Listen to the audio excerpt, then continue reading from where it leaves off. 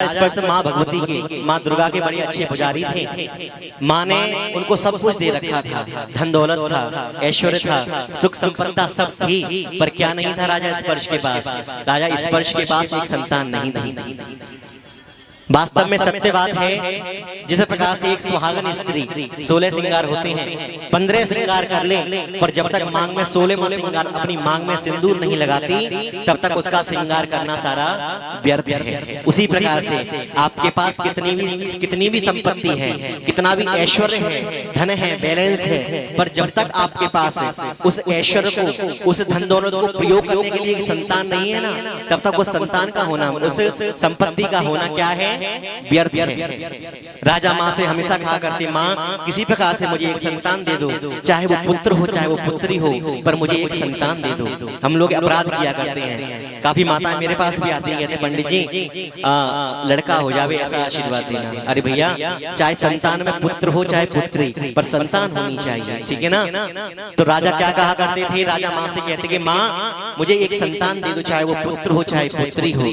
बड़े अच्छे पुजारी थे। एक बार माँ को दया आ गई और माँ ने स्वप्न दिया कि राजा जाओ, तुमको 2 पुत्रियां प्राप्त होंगी। ऐसा स्वप्न में आकर दर्शन दिए माँ ने, और माँ अंतर ध्यान हो गई। कुछ समय के बाद राजा की जो रानी थी, राजा की जो पत्नी थी, उसने 10वें महीने में जाकर एक सुंदर पुत्री को जन्म दिया। ढोल नगाड़े बजने लगे, उत्सव आ गया। राजा ने काफी सारा दान दिया, और जब बात आई नामकरण की, तो पंडितों को बुलाया, गुरुओं को बुलाया और कहा कि मेरी इस बिटिया की कुंडली बनाई है, इसका नाम रखिए। तो राजा ने क्या नाम रखा? राजा ने उस बिटिया का नाम रखा, पंडितों ने नाम रखा रानी तारा। नाम रखा गया तारा। और पंडितों ने जब कुंडली बनाई तो कहा कि राजा आप बड़े सौभाग्यशाली हैं, आपको ये पुत्री प्राप्त हुई है ना, ये माँ की बड़ी सच्ची पुजारिन होगी, और इसकी कीर्ति और इसका यश आपके साथ समान रूप से फैलेगा। ये आपको आपकी कीर्ति को चारों ओर फैलावेगी। माँ की बड़ी अच्छी पुजारिन होगी। बधाइयां बचने लगी। कुछ दिन और गुजरे तो रानी ने दूसरी बेटी को जन्म दिया। दूसरी बेटी को जन्म दिया। नामकरण का दिन आया, पंडितों को बुलवाया गया। पंडित आए, पंडितों ने कुंडली बनाई और कहा कि राजा, बड़ी दुख के साथ का चेहरे पे उदासी आ गई, और कहा कि राजा बड़े दुर्भाग्य, बड़े दुख के साथ मुझे ये बताना पड़ रहा है कि आपकी ये पुत्री है ना, पहली वाली पुत्री तो आपके लिए भाग्यशाली थी, पर ये पुत्री आपके लिए भाग्यशाली नहीं है। राजा ने कहा कि मैंने ऐसा क्या अपराध कर दिया जो माँ ने मुझे ऐसी पुत्री दी जो मेरा यश कीर्ति का पतन करेगी, जो मेरी यश कीर्ति को फैलाने के सिवा उसका पतन और करेगी। मैंने ऐसा क्या अपराध कर दिया जो भगवान ने मुझे ऐसी पुत्री दी? तो ज्योतिषों ने बताया कि ये दोनों जो पुत्री आपके घर में जन्मी है, ये राजा इंद्र के दरबार की अप्सराएं थी। राजा के इंद्र के दरबार की अप्सराएं थी। एक बार दोनों ने क्या सोचा? दोनों ने सोचा क्यों ना मृत्यु लोक पर जाया जावे। मृत्यु लोक यानी कि जिस लोक पर हम लोग रह रहे हैं, पृथ्वी लोक का नाम रखा गया है मृत्यु लोक। इस हमारे शास्त्रों में, हमारे पुराणों में 3 लोकों का वर्णन किया गया। पहला स्वर्गलोक, दूसरा पाताल लोक, और तीसरा मृत्यु लोक। क्यों रखा गया मृत्यु लोक? एक राजा थे सिकंदर। सिकंदर जब मरने वाला था तो सिकंदर ने अपने दूतों को आदेश दिया कि जाओ, और जब मैं मरूं ना, मरने वाला था, कहा कि जाओ और जितना भी सारा ऐश्वर्य, जितना धन दौलत मैंने सब कमाया है, चुराया है या लूटा है, जितना भी मेरे पास धन ऐश्वर्य है, वो सारा मेरे मार्ग में बिछा देना, जहां से मेरा जनाजा निकाला जाए, और मेरे दोनों हाथ बाहर निकाल देना। मंत्रियों ने कहा कि राजा आप ऐसी बात क्यों कह रहे हैं? आपके मन में क्या है? आप हमें बताइए तो सही, आप ऐसी बात क्यों कह रहे हैं? तो राजा ने कहा कि जहां तक नजर जाती है वहां पर सिकंदर का राज साम्राज्य फैला हुआ दिखाई पड़ता है। सिकंदर के पास इतना बड़ा साम्राज्य है, इतना बड़ा कोषागार है कि उसकी 7 पुश्तें भी अगर बैठकर खावे तो उसको नहीं निपटा सकती। फिर भी जब सिकंदर मरेगा तो सिकंदर के पास क्या रह जाएगा? क्या सिकंदर इस धन दौलत को लेकर जा पाएगा? क्या जो साम्राज्य, जो जमीन उसने लूटी, जिस जमीन पर उसने कब्जा किया, जो साम्राज्य उसने जीता, क्या उसको लेकर जाएगा? ना, खाली हाथ आया था और खाली हाथ ही जाना है। हाथ में केवल क्या रह जाएगी? मृत्यु रह जाएगी। इसलिए इस लोक का नाम रखा गया है मृत्यु लोक। तो एक बार इन्हीं अप्सराओं ने सोचा क्यों ना मृत्यु लोक पर जाया जावे और देखा जावे कि मृत्यु लोक के प्राणी किस प्रकार से रहते हैं, ये मनुष्य किस प्रकार से अपना जीवन व्यतीत किया करते हैं। दोनों अप्सराओं ने आकर मनुष्य रूप धारण किया और पृथ्वी पर रहने लगी। दोनों अप्सराओं ने एक नियम बना लिया कि एकादशी का व्रत किया करती थी। एकादशी का व्रत बड़ा पावन व्रत होता है। एकादशी का व्रत किया करती थी। एक दिन की बात है, एकादशी का व्रत कर रही थी तो बड़ी बहन तारा ने कहा, बड़ी बहन का नाम था तारा और छोटी का नाम क्या था? रुक्मण। मनुष्य रूप जब इन्होंने रखा तो बड़ी का नाम रखा गया तारा और दूसरी का नाम रखा गया रुक्मण। तो बड़ी बहन तारा ने कहा, जाओ रुक्मण और बाजार से जाना और कुछ फल लेकर आना, जिससे कि हम अपना व्रत पूरा कर सके। व्रत में फलाहार का सेवन करेंगे। रुक्मण गई और रुक्मण ने देखा कि बाजार में बड़ी चकाचौंध है, भूखी थी तो कहीं पर मांस के पकौड़े बिक रहे थे, तो उन मांस के बसों पकौड़ों को खाया और अपनी बहन तारा के लिए फल लेकर वापस आई। बहन तारा ने कहा कि तू अपने लिए फल लेके नहीं आई? तो बताया कि मैंने तो भोजन कर लिया। पूछा क्या खाया? तो उसने बताया कि मैंने मांस के पकौड़े खा लिए। जैसे ही सुना कि रानी रुक्मण ने मांस के पकौड़े खाए हैं, तारा को गुस्सा आ गया और तारा ने कहा, अरे निर्लज्ज, एकादशी में तो चावल खाना भी अपराध है और तू मांस का भक्षण करके आई है। एक छिपकली का कृत्य कर रही है। जिस प्रकार से छिपकली जीवों को खाया करती है, उसी प्रकार से तूने भी आज जीव का भोजन किया है, एकादशी के भी भोजन किया है। जा, तूने अगर ऐसा कृत्य किया है तो तुझे अगले जन्म में छिपकली ही बनना पड़ेगा। जैसे इतना कुछ सुना तो आज रुक्मण रोने लगी, हाथ जोड़ लिया, कहा, बहन क्या कोई ऐसा उपाय नहीं है जिससे मेरी मुक्ति हो जावे? मैं छिपकली की योनि में पड़ी रहूंगी। बहन किसी प्रकार से कोई तो उपाय बता दे कि जिससे मेरा उद्धार हो सके। तारा को दया आ गई और कहा कि तूने जो कार्य किया है ये परोपकार का कार्य नहीं है। जीवों की हत्या करना, जीवों का मांस भक्षण करना भगवान ने नहीं बताया। किसी भी शास्त्र में नहीं लिखा कि आप जीवों का भोजन कीजिए। हमारे यहाँ व्यंजन इतने हैं कि अगर गिने जावे ना तो आप व्यंजनों की गिनती नहीं कर सकते, और आप फिर भी मांस का भक्षण करते हैं तो वो लोग अपराध करते हैं। कहा, तूने ये परोपकार का कार्य नहीं किया है, मांस का भक्षण किया है। जा, जब तू छिपकली योनि में होगी और एक परोपकार का कार्य करेगी, सबके लिए अपनी जान को न्यौछावर कर देगी, तो तेरी मुक्ति इस छिपकली वाली योनि से हो जाएगी। श्राप बस तारा रानी के कही अनुसार रुक्मण ये छिपकली बनी अगले जन्म में जाकर। एक बार की बात है, ये छिपकली कहाँ पर रहने लगी? एक गोरख नाम के गुरु थे, उनके आश्रम में रहने लगी थी। नित्य वहां पर रहा करती थी, गुरुओं का सानिध्य प्राप्त था, गुरुओं के बीच में रहा करती थी। एक दिन की बात है, गुरुओं ने यज्ञ रचाया और अपने चेलों को आदेश दिया, जाओ शिष्यों और सुंदर खीर का, बड़ी स्वादिष्ट खीर का प्रसाद बनाओ, जिससे कि हम उस प्रसाद का भोग यज्ञ में लगा सकें और उसके बाद हम सभी प्रसाद के रूप में उसे पावेंगे। गुरुओं ने आदेश दिया, शिष्य खीर बना रहे थे, थोड़ी ही दूर कुछ सामग्री लेने गए थे। इतनी देर में एक शिष्य आया जो कि गुरु से जलता था। उसने क्या किया? उसने पक्षी का वेश बनाया और एक मरे हुए सांप को लाकर आकाश से ही उस खीर में डाल दिया। उसने ऐसा इसलिए किया कि जब ये सब लोग खावेंगे ना, इन सबको मृत्यु प्राप्त हो जाएगी और इस आश्रम का अधिकारी में हो जाएगा। उसने क्या किया? उसने एक पक्षी का वेश बनाया और एक मरा हुआ सांप लाकर उस खीर में डाल दिया। यह सब किसने देख लिया? उस छिपकली ने देख लिया। रुक्मण जो कि छिपकली बनी हुई है, उसने ये कृत्य देख लिया। आज जब प्रसाद यज्ञ पूरा हुआ, प्रसाद की आहुति होने वाली थी, प्रसाद का भोग लगने वाला था, गुरुओं ने आदेश दिया, जाओ शिष्यों और प्रसाद लेकर आओ, प्रसाद लेकर आओ, जिससे कि हम यज्ञ में आहुति दे सकें। शिष्य गए और खीर के उस बड़े से पात्र को उठाने के लिए चल दिए। जैसे ही खीर के पात्र को उठाने लगे थे, छिपकली ने सोचा, आज यही क्षण है, अगर मैं इन लोगों को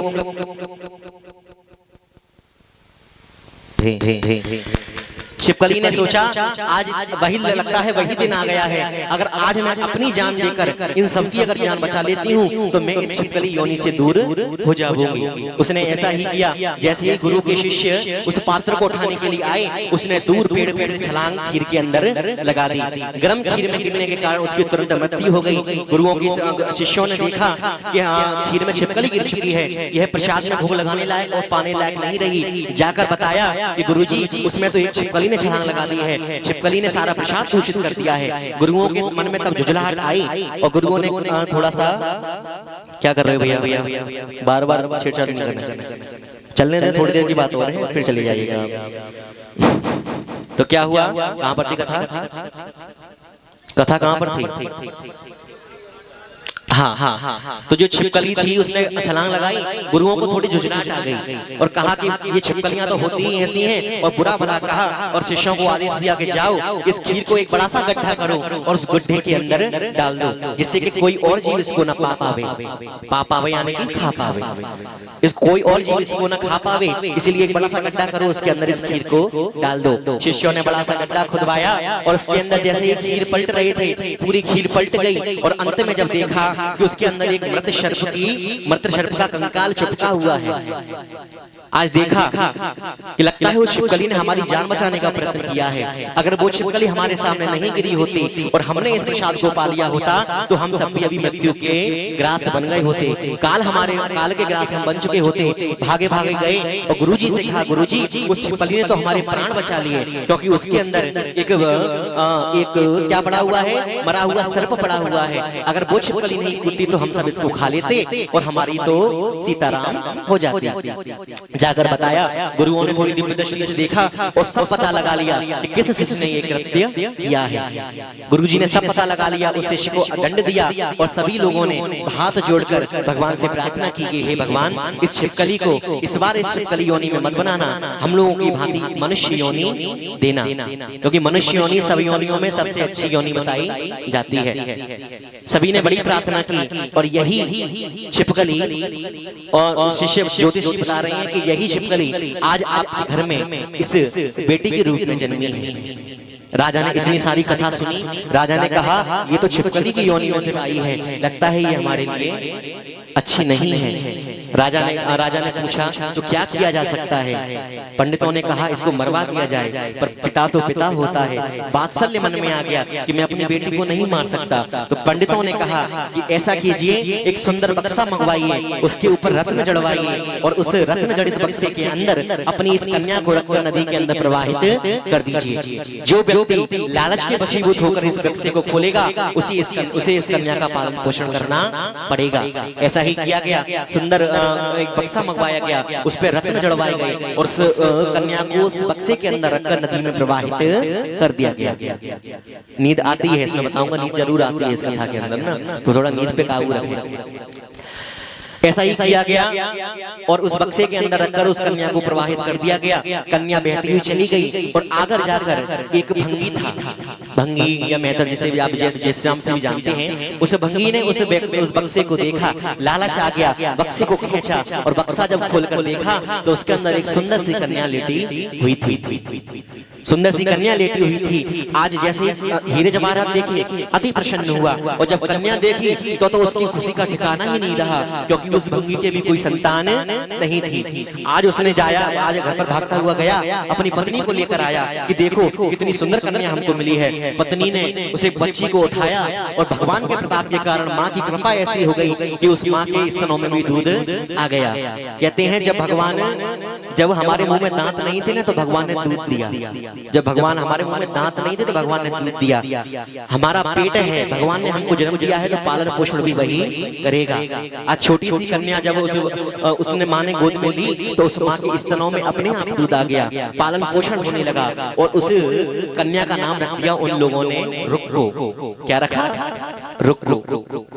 एक तरफ रानी तारा है और दूसरी तरफ है रुक्को। रानी तारा राजा के महल में रह रही है बेटी के रूप में, और इस रानी तारा का विवाह किससे हुआ? राजा हरिश्चंद्र से हुआ। और दूसरी तरफ कौन है? दूसरी तरफ है रुक्को, जो कि मेहतर के घर में, एक भंगी के घर में पल पोष रही हैं। उनका विवाह किससे करवा दिया गया?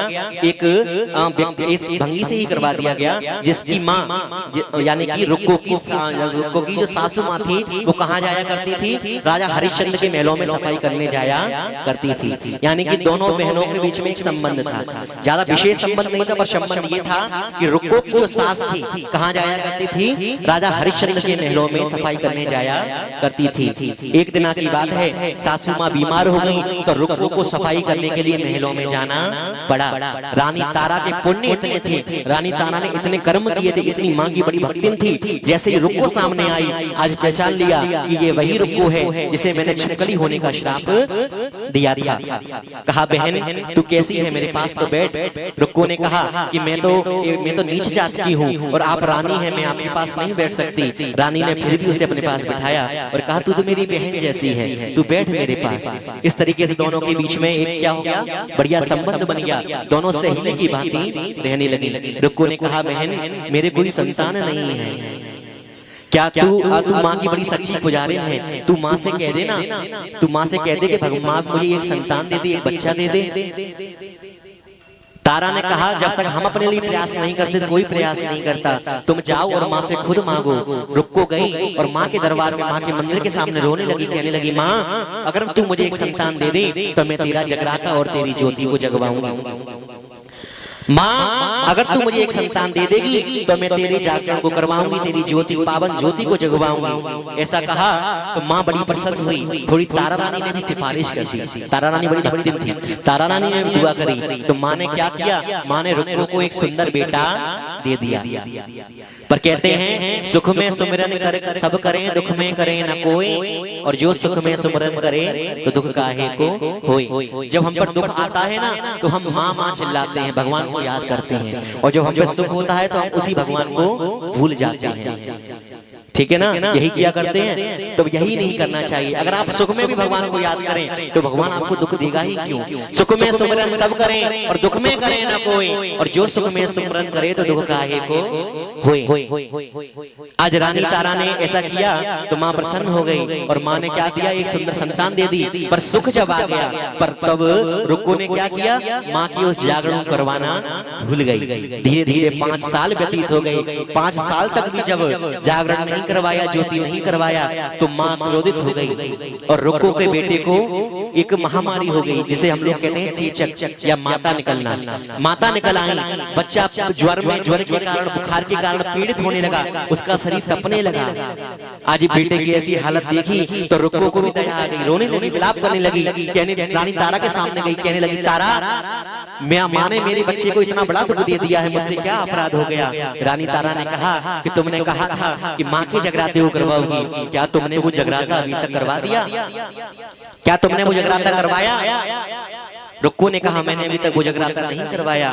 तो रानी तारा ने कहा तुम जाओ और तुरंत जगराते को करवाओ, अगर तुम जगराता करवाओगी तो क्या हो जाएगा, जगराता करवाओगी तो तुम्हारा बेटा ठीक हो जाएगा। कहा मेरे पास इतना भी साधन नहीं है, इतना पैसा नहीं है कि मैं जगराता करवा पाऊं। तो कहा कि माँ से क्षमा याचना कर लो। माँ से क्षमा याचना की, क्षमा याचना करने के कारण उसका बेटा तो ठीक हो गया। और रुक्को ने संकल्प लिया कि मैं जल्द से जल्द माँ तुम्हारा जगराता करवाऊंगी। रुक्को ने काफी मेहनत की, धन का अर्जन किया, और धन के अर्जन करने के बाद पंडित जी महाराज के पास गई और कहने लगी पंडित जी महाराज ये लीजिए 5 रुपए। उस समय 5 रुपए बहुत हुआ करते थे, आज आप 5000 कुछ देते।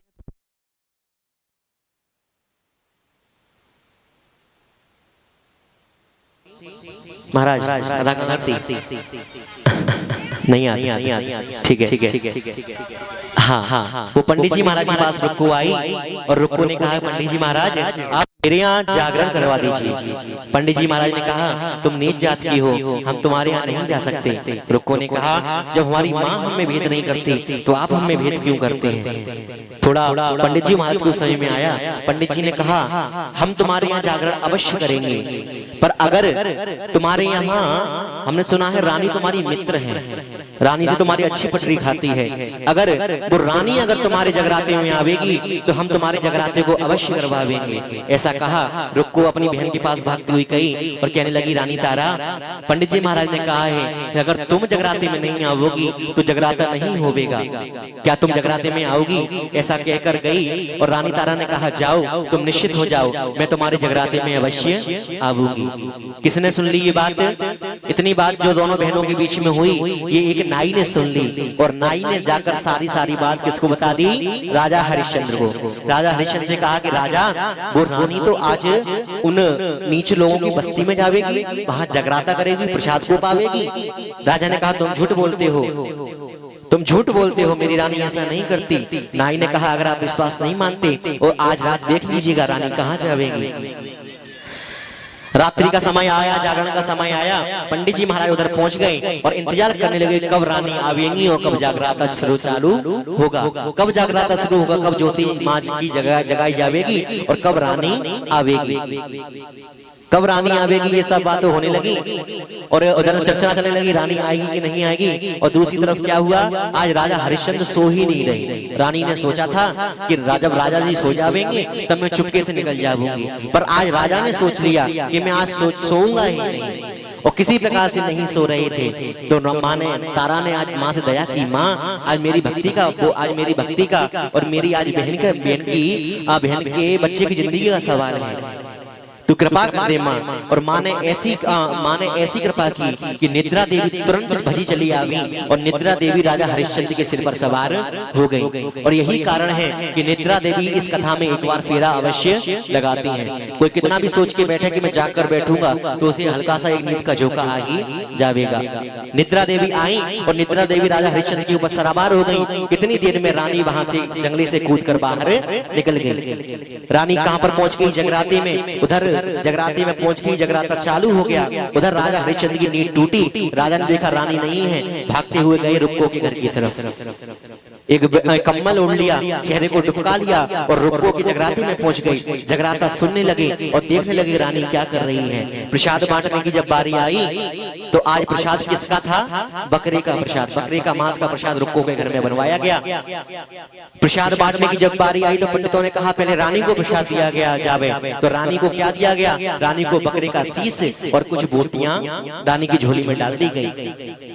सब लोगों को प्रसाद बांटा गया पर सब लोग प्रसाद खा नहीं रहे। देख रहे हैं कि जब रानी प्रसाद को ग्रहण करेगी तब हम उस प्रसाद को ग्रहण करेंगे। सब लोगों ने जब ज्यादा जिद की तो रानी ने उस प्रसाद को ग्रहण भी कर लिया। आज राजा ने जब देखा कि रानी ने प्रसाद जैसे ही खाया, राजा को गुस्सा आई। राजा ने कम्बल हटाया और कहा रानी तू बड़ी निर्लज्ज है, तू मांस का भक्षण करती है।